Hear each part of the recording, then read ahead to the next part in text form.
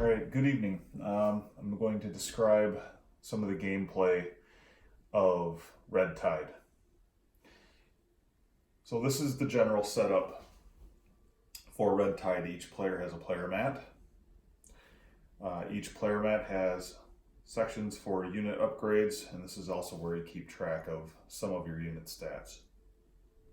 Initially, when you start the game, you'll have 13 green cubes, all placed in the lowest level of the stat. Keep in mind that this player mat is a work in progress. This is already an obsolete mat, but I do not have the new mats printed yet. So each player will start off by placing their green cubes in the lowest level of the stats. The yellow stats here are upgrades that you can purchase once you've built an R&D structure. Each player will start out with 6 tokens. You'll see 4 of them here. The other 2 are here on the player mat, or on the map. You'll start off with 6 of each type of base defense structure. It's actually a unit, and then you start off with 6 mining trucks, or 4 mining trucks. You'll get a set of dice. These are 10-sided percentile type dice. You'll get a variety of cubes here. You'll get 12 extra green cubes. The 12 extra green cubes are used for upgrades. You get 12 cubes to use on the upgrades. There are around 30 positions for upgrades on here, so you're limited as to how many upgrades you can make. So you have to kind of choose which basket to put your eggs into.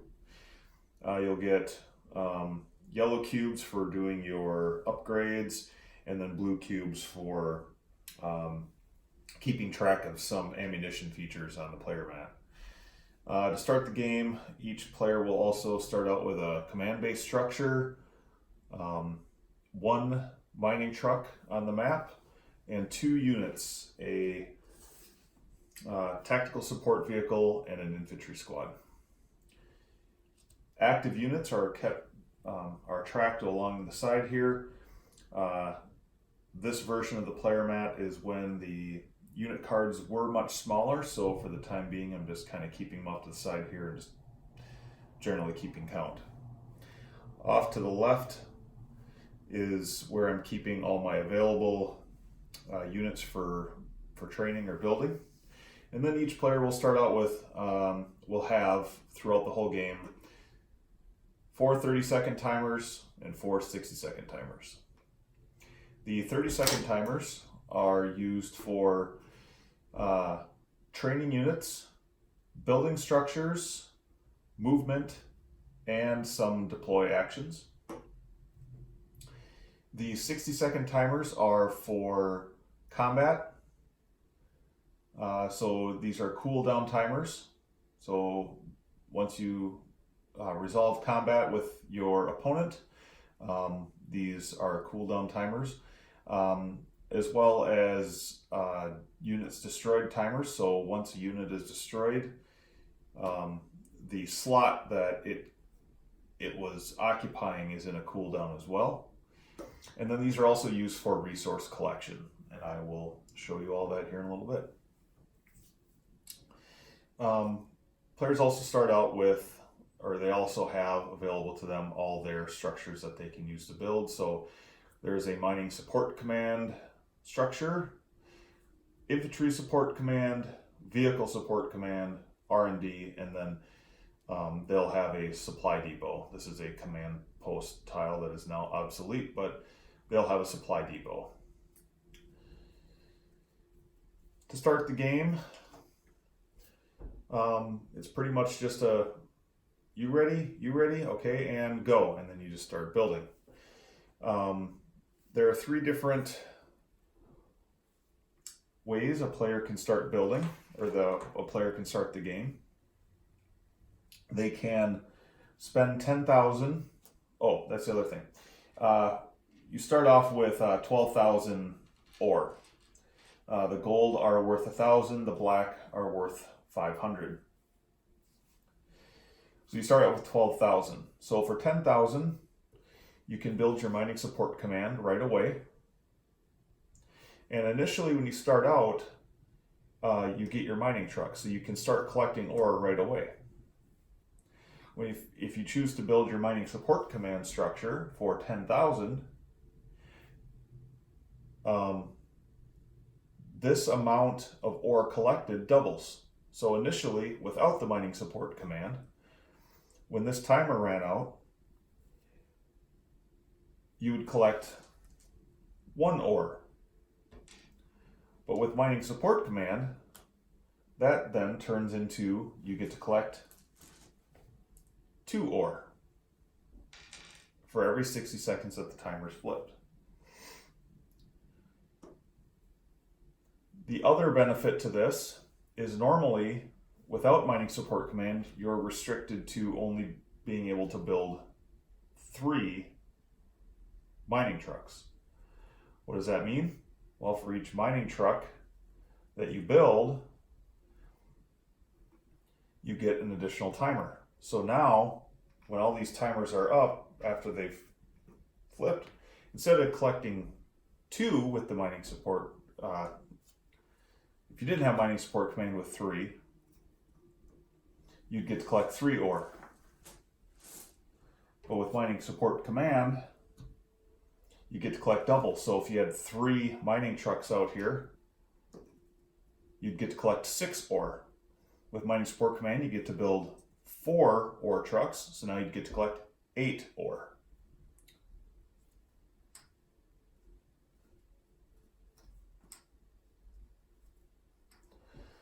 Okay, so that's mining support command. It gives you the benefit of doubling the amount of ore collected per mining truck on the map. It also allows you to build a 4th mining truck. Without mining support command, you can build 3 trucks, you can use your 3 timers, and you can collect 1 ore per truck. If you choose to go that route, without building that, you can build a supply depot. And that supply depot gives you a 4th timer. And that gives you another piece of ore. So now you can collect 4 ore for each time that this timer resolves. But keep in mind that these are also your combat timers. So when you go into combat, you have to, if you want to partake in combat, you have to dedicate timers to that combat, and that stops your income. The supply depot structure also gives you the benefit that should your mining rig be captured, because you have to have your mining rig, so there's 3 pieces of the puzzle. You have to have a command base or a mining support command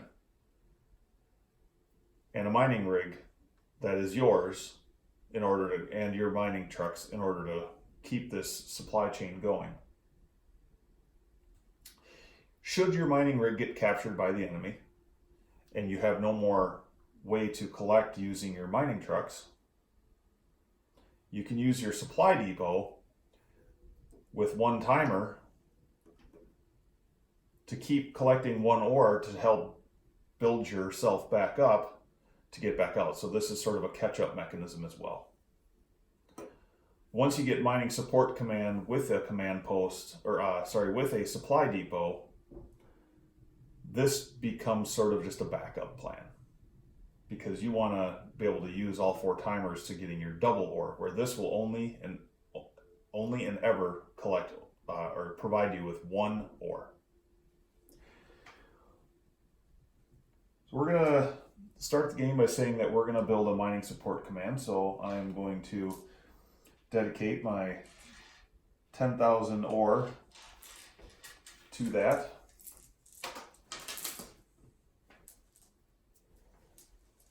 So I would flip a timer out of that and begin production on that. And also at the beginning of the game, I'm going to start a 60-second timer and start collecting ore right away. The other thing I want to do is go out and secure my mining rig out here. So I'm going to move these. I've got my infantry squad loaded into my tactical support vehicle. So So they're going to move at the speed of the tactical support vehicle, which is a speed of 2, which is indicated here. So I can go 1, 2, and put a timer on for that. Mining support command is finished. So now when this timer runs out, now I can collect 2 ore. I'm also going to spend 500 ore on building an infantry support command.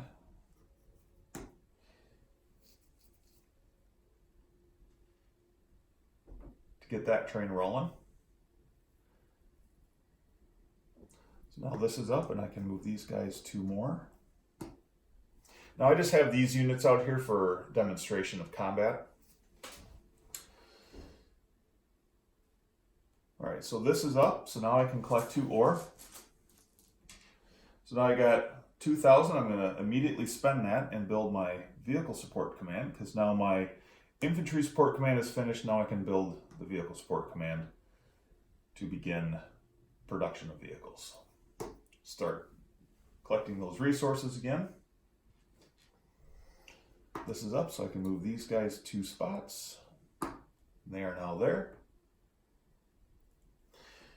So now with infantry support command, you can build an infantry squad and the tactical support vehicle.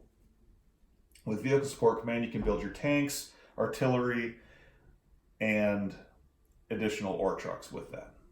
Vehicle support command is now finished.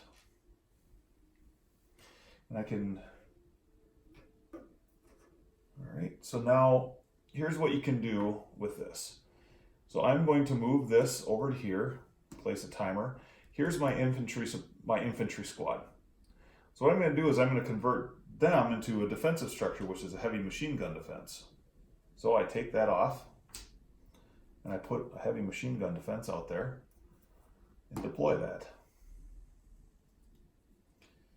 Take that there. I can take my infantry squad out of my unit slot area here. Vehicle support command is done. I can collect 2 more ore.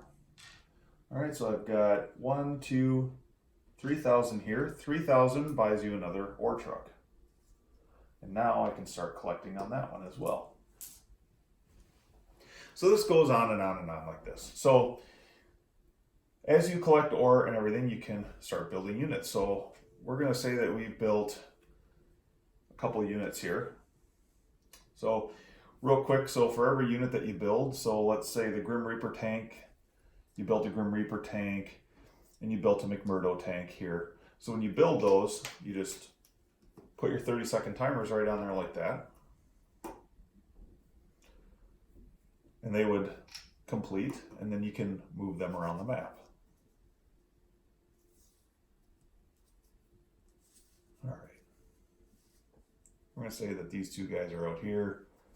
We're going to get these guys up here. All right. So we're going to say that our Grim Reaper tank is pretty much fully loaded. So I would have all my cubes on here. So we're going to say that I loaded up this Grim Reaper. He's got full speed and complete accuracy and everything. So I'll go over some of these stats here in just a second. I'm going to say that the McMurdo is all pretty much tanked out as well, except for the accuracy. And we're going to say that they're all upgraded. So I suppose I better have my R&D out there if I'm upgrading. All right, so I have used all 12 cubes on upgrading my 2 tanks. And we're going to say that the enemy has their infantry squad and tactical support pretty much all beefed out as well. So they'd have anti-tank rockets and reactive armor on their tactical support vehicle. The reactive armor on the tactical support vehicle is effective only against rocket attacks. So I better go over these stats. So you've got speed, which is how many spaces you can move. So If my McMurdo light tank had a speed of 4, well, I'd be able to move them 1, 2, 3, 4 spaces for every move. When you move from one space to another, when you physically move it to this space, it is at that space. You're not considered at that space when the timer runs out. You're considered at that space when you move to there. But you cannot move any further until this timer runs out. Next is range. So range is obviously how many spaces away you can go. So the McMurdo tank is 4 spaces away. So from here, it'd be 1, 2, 3, 4. They'd be able to hit any one of these. 1, 2, 3, 4, 1, 2, 3, 4. And then the accuracy. So we're going to say that in spot number 3 is the McMurdo tank, and in spot number 2 is the Grim Reaper heavy tank. So the Grim Reaper decides that he wants to fire on this guy right here. And we're going to say that for the heck of it, we're going to say that that's another tactical support vehicle on their part. And then the McMurdo wants to fire on number 2. And we're going to say that number 2 is let's say he did move a Grim Reaper heavy tank out there, even though their Grim Reaper heavy tank will be heavily handicapped against ours because they put all their eggs in the tactical support infantry squad. And on number 4, unbeknownst to us, they also have an infantry squad out there. So Grim Reaper says, I attack number 3 here, which is the tactical support vehicle here.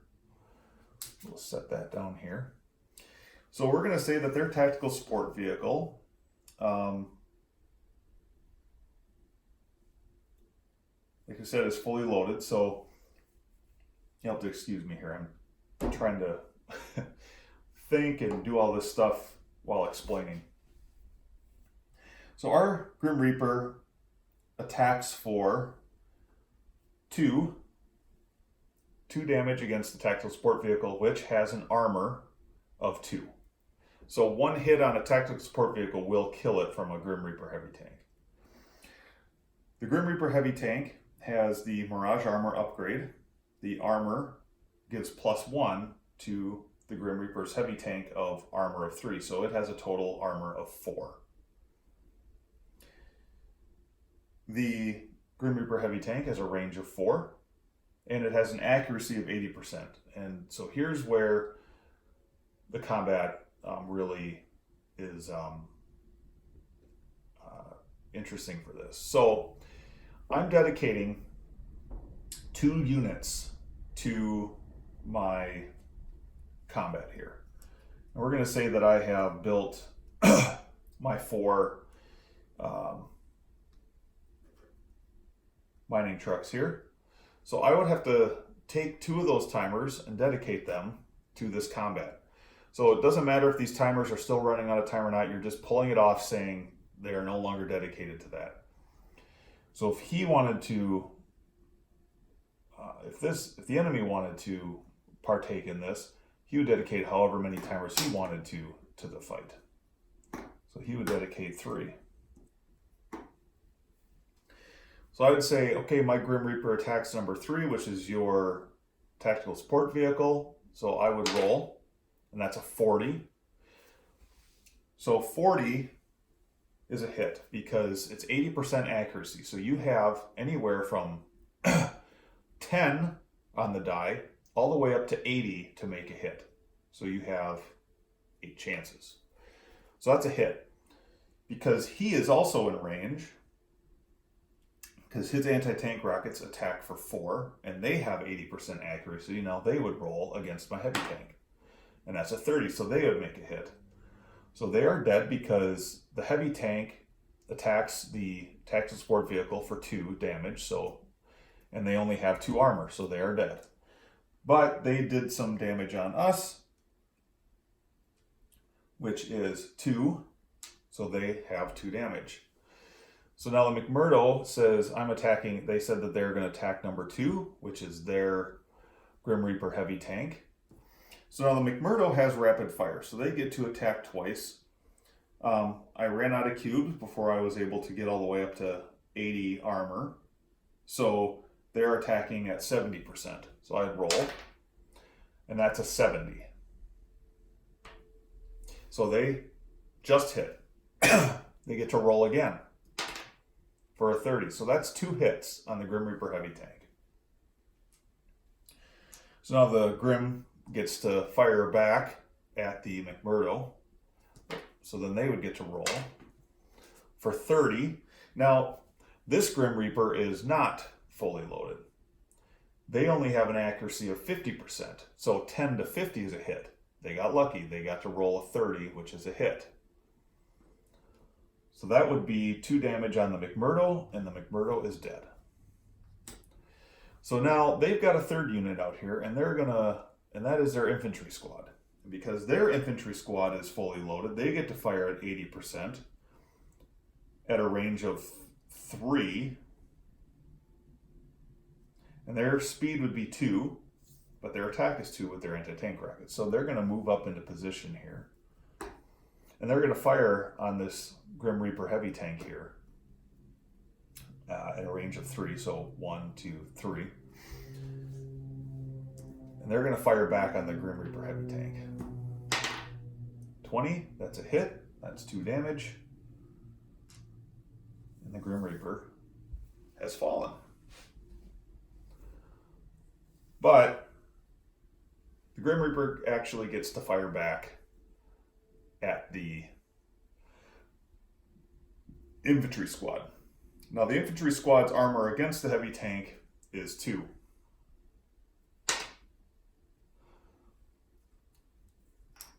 They're dead. The Grim Reaper is dead. And now they have their Grim Reaper left. So now combat is resolved. He would take his 2 timers for his 2 lost units here, and he would place them on his player mat's unit slots where those 2 units came from, and he would not be able to build in those 2 unit slots until these timers ran out. And then his Grim Reaper heavy tank on the player mat here would get a cooldown, and then I would take my 2 timers for my 2 lost units and place them in my 2 unit slots here on the board. So that's combat. You dedicate your timers to the units that you want to use. You resolve the combat by die rolling based on your accuracy that you have that you have researched for that unit.